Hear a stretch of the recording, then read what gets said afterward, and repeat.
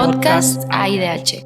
Hola a todas las personas que ven un capítulo más del podcast AIDH. Bienvenidas, bienvenidos a esta sesión en donde compartiremos, estoy muy contento de recibir y de compartir este espacio con Thomas Aureliani, un querido colega investigador de la Universidad de Milán que nos visita para una serie de actividades que está realizando en Coahuila, particularmente en Saltillo, como parte de o como producto de una investigación de hace algunos años que realizó y que de hecho hoy tenemos aquí con nosotros 2 ejemplares del libro producto de esa investigación que hace desde hace algunos años sobre el contexto coahuilense, sobre la desaparición de personas, pero específicamente sobre la movilización social de las familias en el caso coahuilense. Tomás, bienvenido a este capítulo del podcast AIDH. Gracias, muchas gracias a usted. ¿Cómo estás, Tomás? ¿Cómo ves Saltillo después de 7 años que no estabas aquí? No, mira, es increíble. Algunas cosas son, cambiadas, pero la misma sensaciones, no sé, de ver una ciudad que me hospedó verdaderamente por mi doctorado. Y muchas emociones se juntaron porque aquí, desarrollé mi investigación y las entrevistas, sobre todo con las madres no solo madres, los familiares de personas desaparecidas. Entonces me da muchísimo gusto estar aquí porque también la academia me hospedó, me dio la oportunidad de trabajar aquí en Coahuila y con intereses de investigaciones, por ejemplo, en ese tema en particular. Claro, eso hace 7 años, pero hace 7 años que haces esta investigación mediante una estancia de investigación de tus estudios doctorales en la Universidad de Milán, pero a lo mejor podemos partir por una pregunta básica. ¿Cómo un investigador, un estudiante italiano, se interesó en el contexto mexicano y particularmente coahuilense sobre la movilización social de familiares de personas desaparecidas? Sí, esta es una pregunta que me hacen muy de seguida, ¿no? Muchas personas me dicen, ¿por qué México y por qué Coahuila?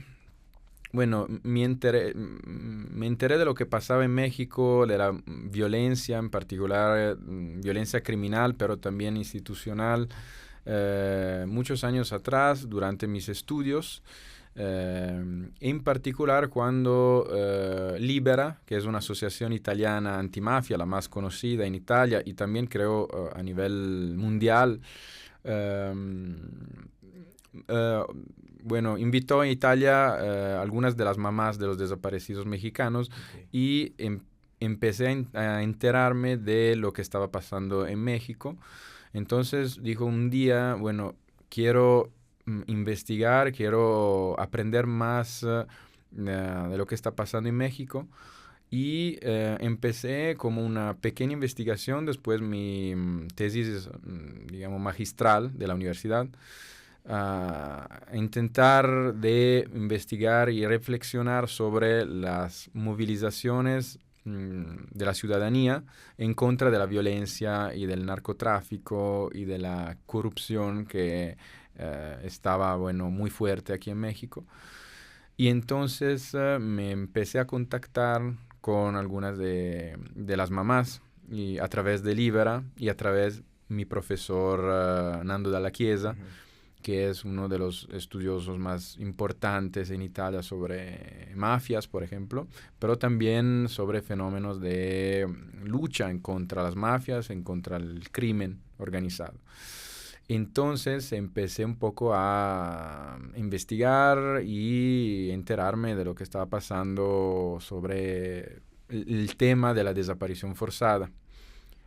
Muy fuerte, y empecé a entrevistar pocas personas en esa primera investigación, y después empecé mi doctorado con básicamente este proyecto que un poco el título también del libro, y quería investigar cómo las familias de personas desaparecidas que tienen un trauma muy fuerte han podido organizarse y cambiar muchísimas cosas aquí en México y visibilizar el tema de la desaparición forzada.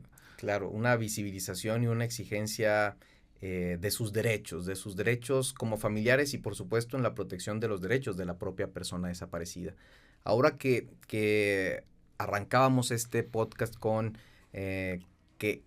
muchas cosas han cambiado en estos 7 años que regresaste a Italia, pero probablemente algo que ha cambiado poco es la problemática de la desaparición.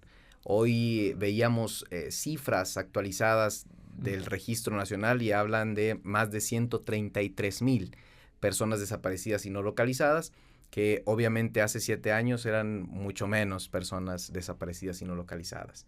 En ese contexto, ¿cuáles fueron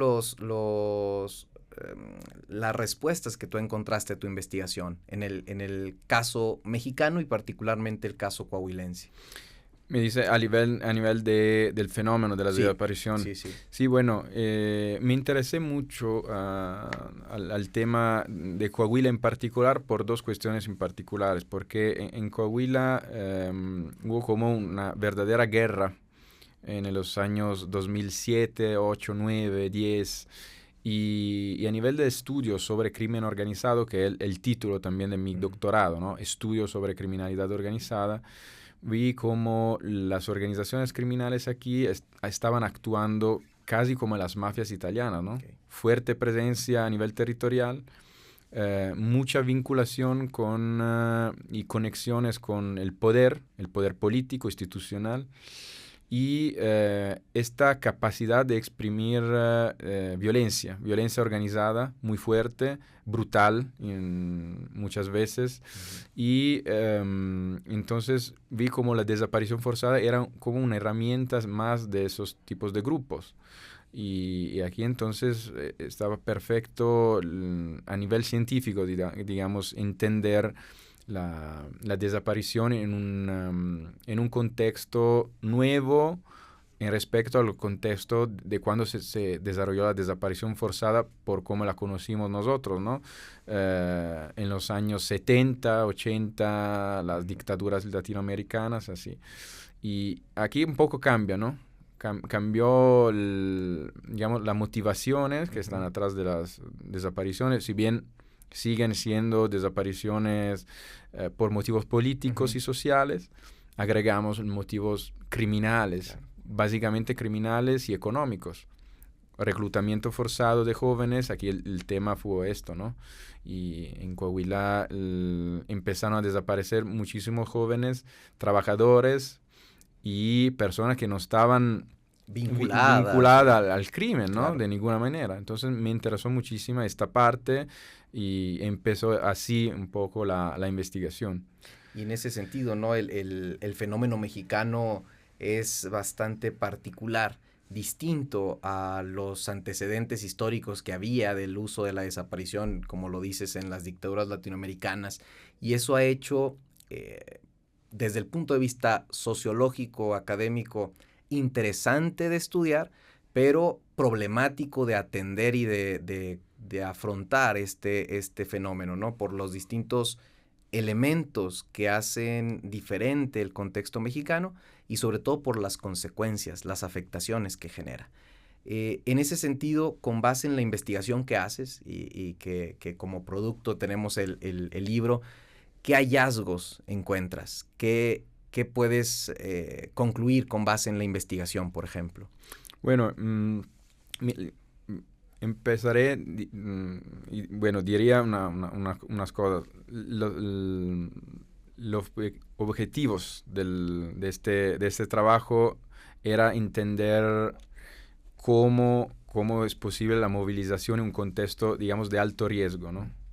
Entonces he entendido que Coahuila fue muy importante para todo México y también como caso de estudio de profundizar porque desde acá, desde el norte de México en general, pero básicamente en Coahuila empezó uno de los primeros colectivos de familias desaparecidas, ¿no? Familiares desaparecidos que empezaron a juntarse Y mi objetivo era entender este tipo de movilización. Entonces, entender que hay motivos a nivel, digamos, de macro contexto.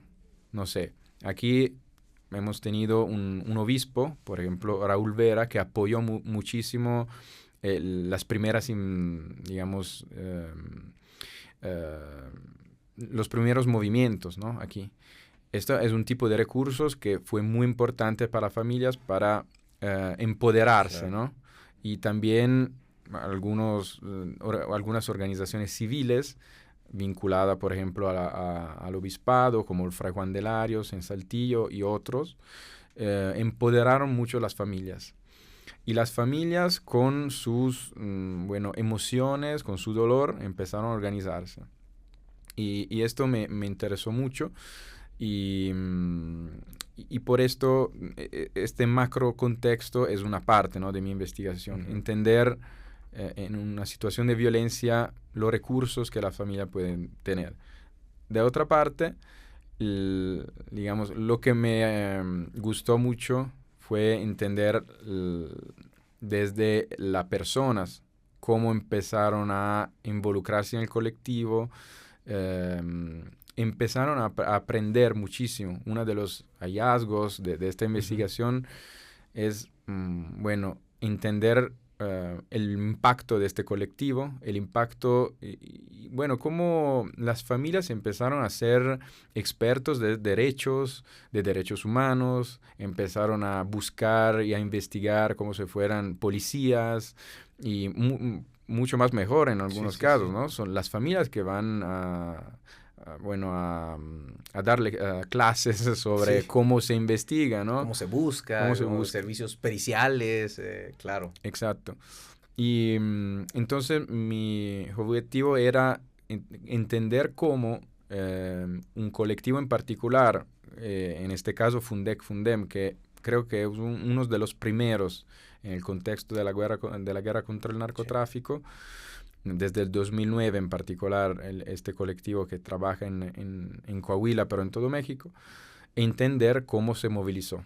Y bueno, por recursos a nivel de contexto, apoyos, así, pero también con las emociones de las familias, de las mamás en particular, la creación de una identidad colectiva muy fuerte que está, bueno, basada en, por ejemplo, la necesidad de la búsqueda. La búsqueda, lo entendí muy bien en esos tiempos, en esta investigación, es la luz, buscar, siempre buscar.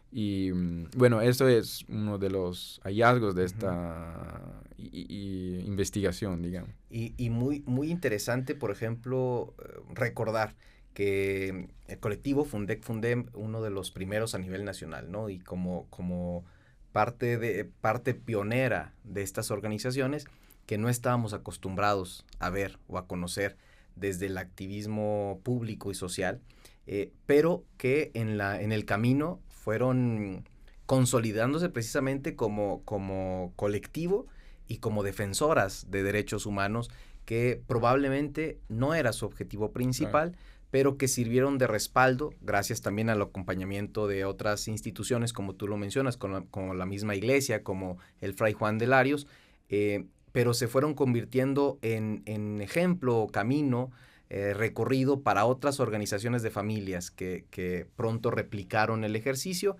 y que gracias a estos colectivos, al menos en el contexto coahuilense, se han logrado ciertos avances. Faltan, por supuesto, muchos temas por resolver, pero en gran medida es gracias al movimiento de familias que en Coahuila se han identificado ciertas áreas de oportunidad que se han ido trabajando. Y precisamente ahora me quisiera enfocar en el título de tu obra. Vivos los queremos, y particularmente vivos los queremos de vuelta, ¿no? ¿De dónde viene este título? Sí, la idea es básicamente retomar uno de los slogans, se dice así, famosos de las mamás argentinas y de otros países latinoamericanos, que es un grito, ¿no? Un grito de querer, bueno, justicia, verdad, por sus hijos y hijas desaparecidas. Y este tipo de eslogan fue retomado por las madres de personas desaparecidas aquí en México, no solo durante la época de la Guerra Sucia, donde, bueno, empezaron ahí también otros colectivos mexicanos, pero ahora en este contexto nuevo, que no, básicamente no es nuevo, pero desde 2006, cuando empezó más o menos la guerra contra el narco, retomaron este tipo de grito, de voluntad, que es una voluntad también política. Lo interesante aquí es que las familias empezaron desde su trabajo básicamente en la casa, algunas mamás estaban en casa, a tener un perfil también político, porque empezaban a salir en la calle, en las plazas, manifestaciones y discursos públicos, y eso fue muy, muy interesante, y por eso quería retomarlo fuertemente, digamos. Sí, y refleja precisamente esa exigencia por parte de las familias, ¿no? Y cómo su organización fue probablemente producto de la unión de distintos factores que coincidieron para impulsar esta lucha y esta búsqueda de sus seres queridos, con distintas implicaciones, por supuesto, con distintos alcances, pero siempre con el objetivo de buscar a sus seres queridos y regresarlos a casa, ¿no? Con esta máxima de vivos los queremos. Sin embargo, por supuesto que no ha sido fácil para las familias. Algunos temas particulares que llaman la atención en el contexto es, por ejemplo, que gran parte de las personas que integran los colectivos son mujeres. Y ese podrá ser un tema a explorar o analizar. Pero ¿qué otras características pudiste encontrar, por ejemplo, de este colectivo? Y contrastándolo con otros colectivos que entiendo también tuviste contacto con otros colectivos. Sí, es interesante porque también adentro del gran movimiento de familiares de personas desaparecidas hay como diferencias por ejemplo, en el tipo de trabajo. Fundec Fundem, que fue uno de los primeros, empezó a hacer, por ejemplo, incidencia política a través por ejemplo, del Fray Juan de Larios, el apoyo de organizaciones civiles y el empoderamiento, digamos, político también de las mamás y de los otros familiares. Se enfocó más sobre la incidencia política y una búsqueda, ellas dicen, que se hace también a través de la incidencia política. Algunos colectivos, al revés, dicen, bueno, buscar significa solo andar, bueno, en el campo con palas así y buscar literalmente en manera directa, ¿no? Tenemos muchísimas madres buscadoras, se llaman, ¿no? Sí. En el campo, que van con sus palas, y son dos trabajos diferentes, pero que se conectan, y no todos los colectivos hacen la misma cosa, y eso es muy interesante porque permite al movimiento de tener muchos perfiles, ¿no? de trabajo, y se puede hacer todo también en redes, ¿no? Y Fundec se enfocó muchísimo en este tipo de trabajo y empezó un diálogo, desarrolló un diálogo interesante, tengo que decirlo, con las instituciones, el gobernador, por ejemplo, y se creó más o menos un sistema, un modelo, podemos decirlo. Un mecanismo. Sí, un mecanismo de interlocución interesante. Que es pocas veces es utilizado, por eso llama la atención. Y sobre todo, como tú lo comentas, desde el contexto, ahora nos estamos entrando al contexto coahuilense, que analizar sobre el contexto coahuilense nos permite darnos cuenta que si lo ampliamos al caso mexicano es muchísimo más complejo, pero ya de por sí en el contexto coahuilense es complejo, porque decíamos, en Coahuila uno de los primeros colectivos en organizarse fue Fundec Fundem. A partir de su ejemplo, de su experiencia, otros colectivos se fueron agrupando.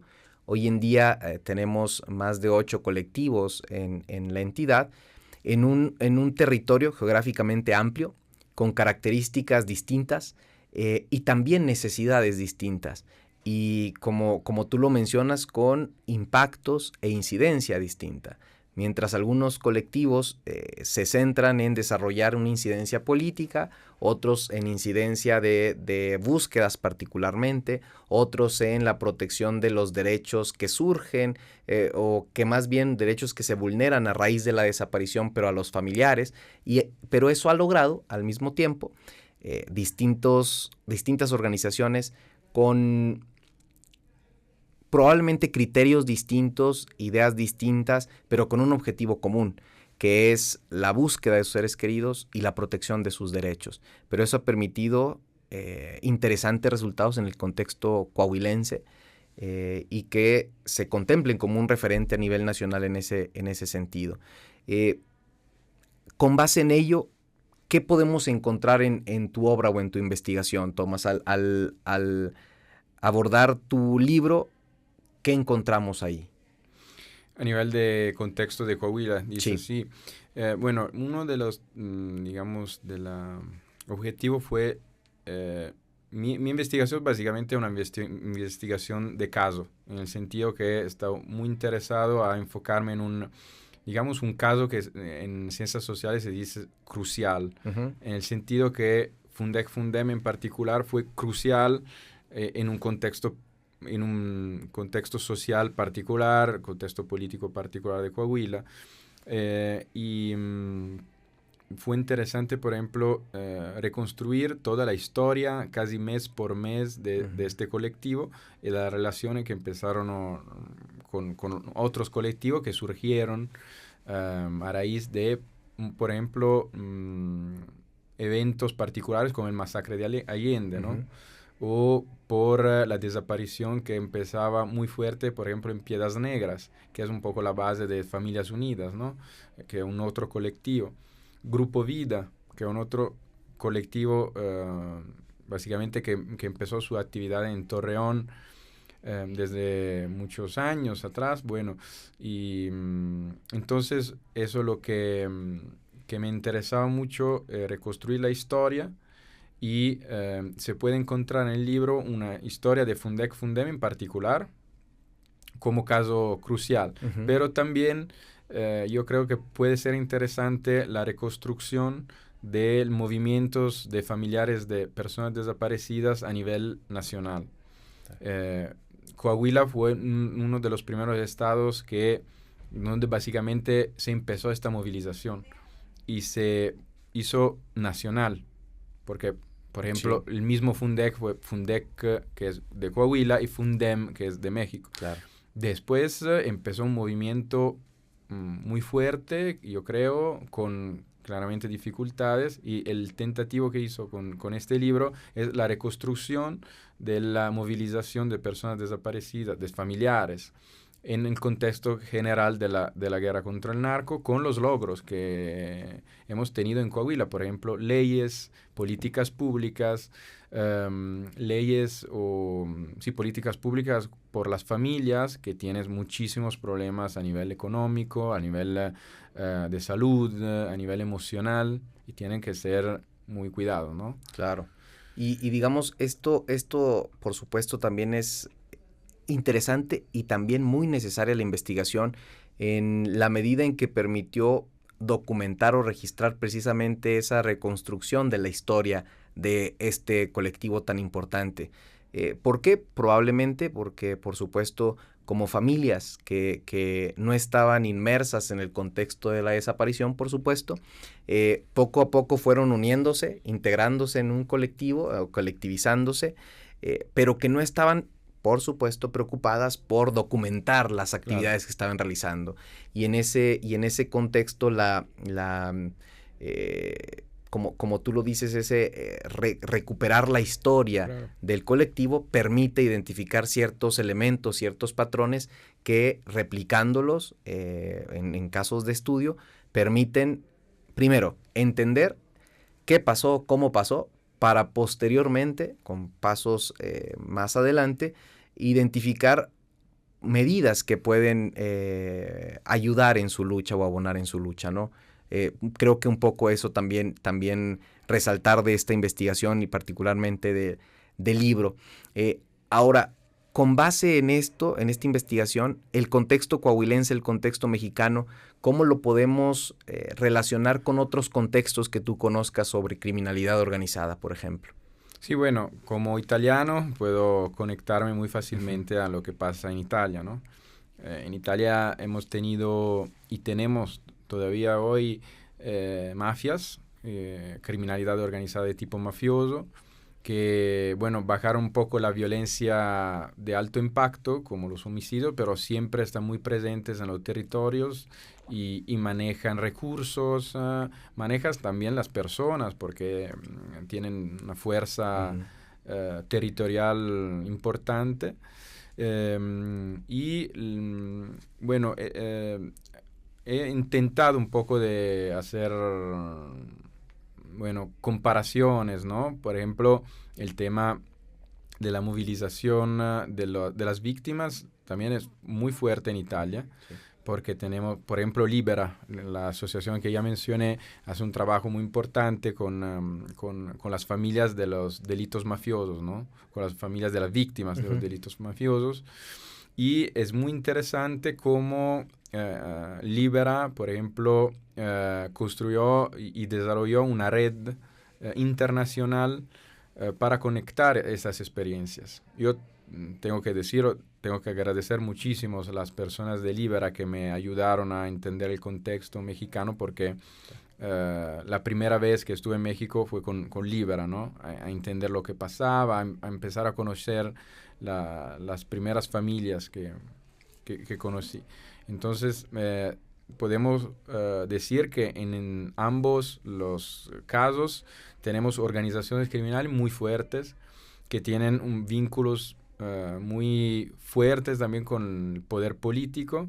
En algunas regiones italianas, por ejemplo, es muy fuerte, y también en algunos estados mexicanos más fuerte que en otros, y que trabajan muy con violencia, pero también con manejo de recursos, con conexiones, capital social muy fuerte, relaciones con las políticas, las empresas, los abogados, el poder judicial.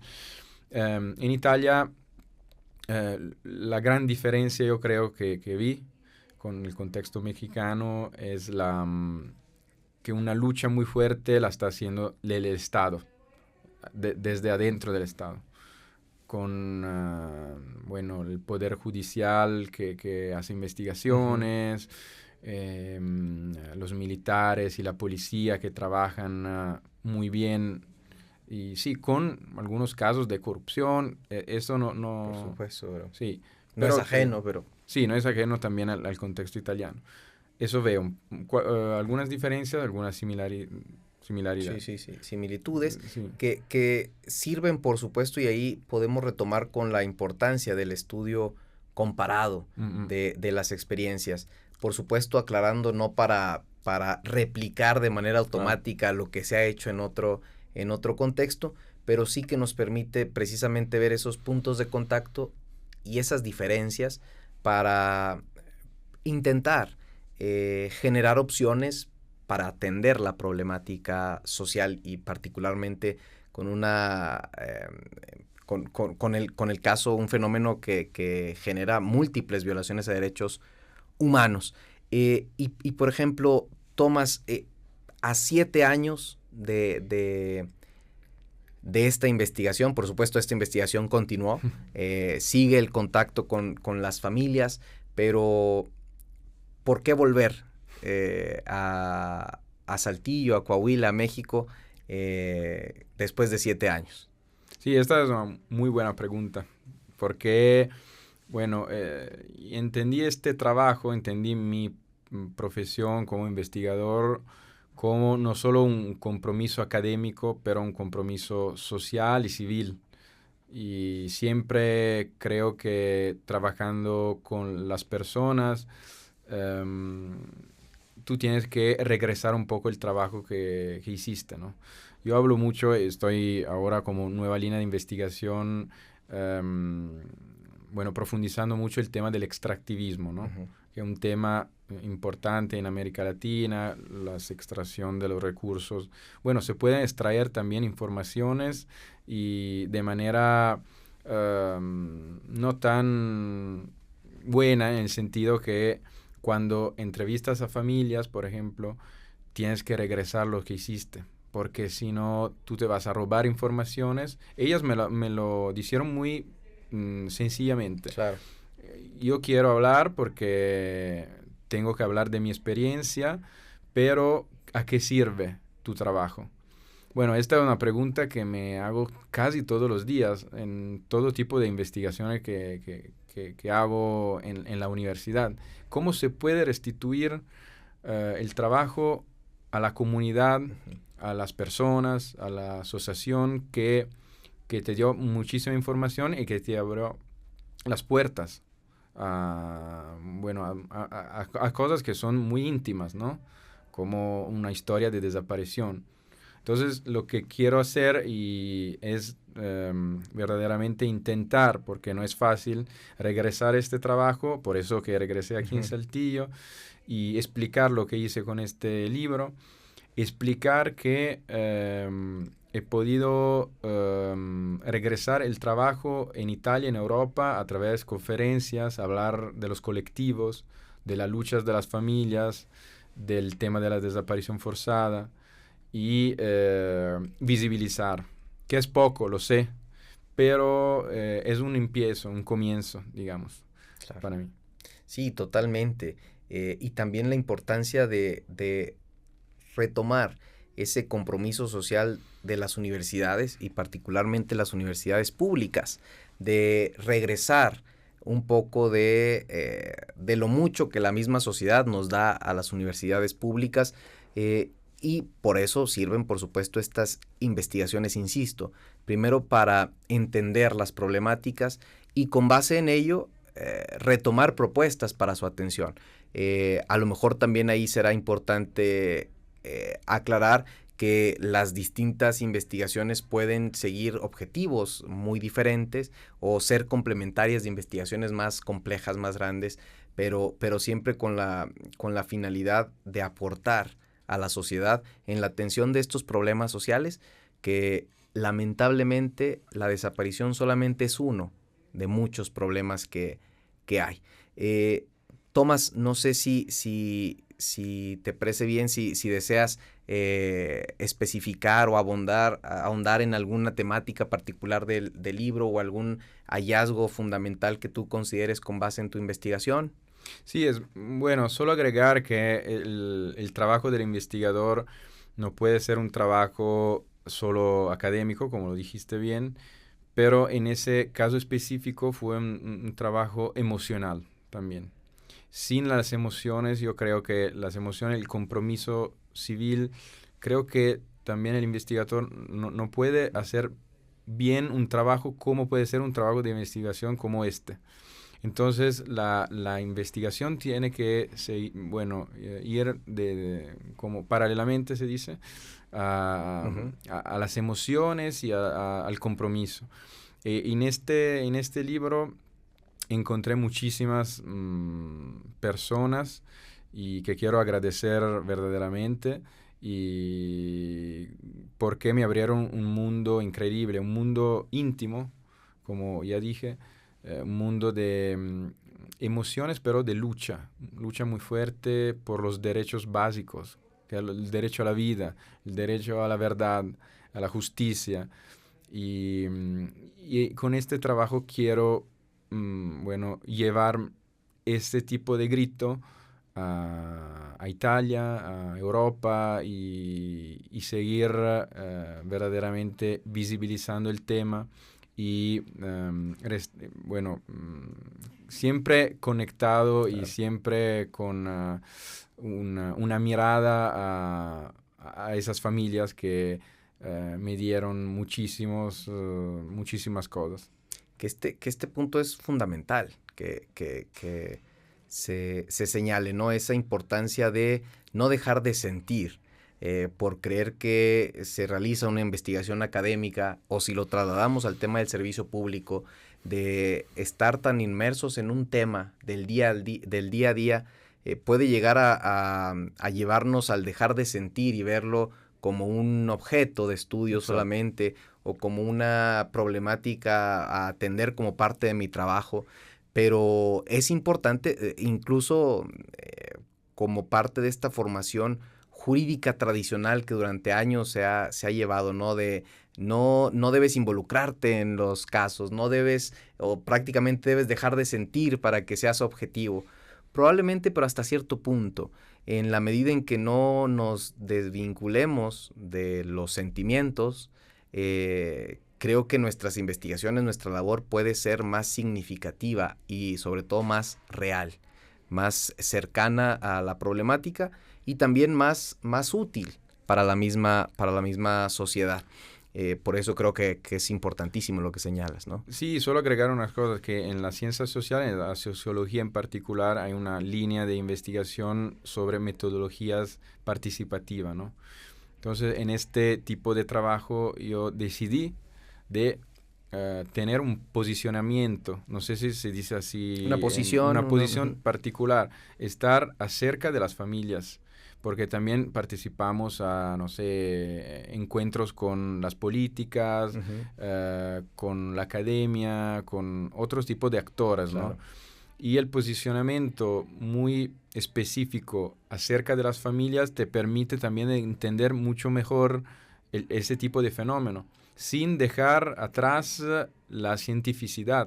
No sé si se dice así en México, ¿no? El crear algo de científico, sí, a nivel académico. Ese rigor científico, exacto, digamos. El rigor científico puede llegar también con un compromiso, claro, con un actor en particular. Yo creo, bueno, esta es la mía posición, sí, algunos no están de acuerdo, claro, lo sé, pero hay muchísimos autores y estudiosos que dicen que se puede hacer. Sí, sobre todo, como lo dices, en ciencias sociales y particularmente si el análisis es sobre vulneración de derechos o de graves violaciones de derechos humanos, con mayor razón. En ese sentido, pues invitar nuevamente a quien ve este capítulo a que profundice en la problemática de la desaparición, los daños, las afectaciones que genera, no solamente en las familias, sino en la propia sociedad, en la colectividad. Y creo que un excelente punto de partida es tu investigación, Tomás, reflejada en este libro, por ahora solo en italiano, pero esperemos que pronto. Sí, algunas otras, otros escritos que escribí en español, algunos pueden encontrarlo en una rivista que se llama Rivista di Studi e Ricerche sulla Criminalità Organizzata, es en italiano la rivista, pero un texto habla precisamente sobre el contexto de Coahuila, como un contexto particular, y desarrollé un poco la parte más de contexto criminal y del tipo de desapariciones que se desarrollaron aquí. Perfecto. Y esta es una posibilidad. Y escribí también un pequeño escrito sobre un artículo académico que lo retomó la Comisión de Derechos Humanos del Estado. Estado, sí, que habla precisamente del papel de las emociones en la movilización de las familias. Claro. Y ahí hay bastantes cosas que están adentro del libro. Mi compromiso, claramente, es traducirlo todo y de pronto, entonces, esperamos. Sí, porque, insisto, es un muy buen punto de partida para entender el contexto, para entender la lucha de las familias y también replicarlo en otros contextos y en otras problemáticas sociales. Por eso, tan necesario, y esperemos pronto esta traducción y que sirva también como guía para nuevos estudiosos y estudiantes del derecho y las ciencias sociales en general, para interesarse en estos problemas sociales, en estas violaciones de derechos humanos y analizarlas, contrastarlas y enriquecer sobre todo los hallazgos que unos u otros podamos ir identificando. Nunca es suficiente, y sobre todo en casos como este, donde en el contexto donde aún nos siguen faltando miles y miles de personas desaparecidas, la temática tendrá que continuar profundizándose. Claro. ¿No? Puedo agregar solo Claro, una claro, cosa muy claro. rápidamente. Sí, sí. Una de las cosas más bellas, más interesante que puede pasar cuando tú haces una investigación así y hablar con los estudiantes y las estudiantes. Porque durante mis clases en la Universidad de Milán hablo de este tema. Y me pasa, muchas veces que los alumnos se acercan, las alumnas también, Uh-huh. se acercan y me dicen, bueno, quiero hacer algo de concreto por este tema o hacer una tesis sobre los desaparecidos en México, la movilización de las familias. Entonces, para mí es Claro. genial, ¿no? Es uno de los motivos por los cuales hago este trabajo. Entonces, eso, lo que dices tú, es básicamente el motivo por qué hago esto o he hecho este trabajo. Claro. Y en ese sentido esperemos que llegue a muchas más personas que estudien el derecho, ciencias sociales, para retomar estos estudios. Tomás, ¿algún mensaje que quieras dar como cierre, conclusión de la sesión?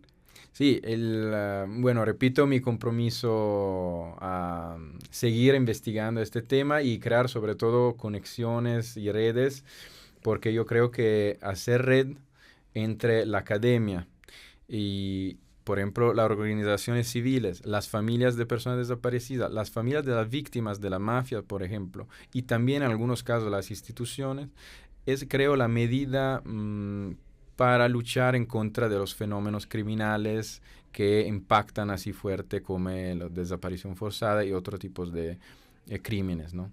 Sí, en la medida en que estos actores que se involucran en el tema se unan o se involucren, pues va a ser un poco más sencillo afrontar estas problemáticas, ¿no?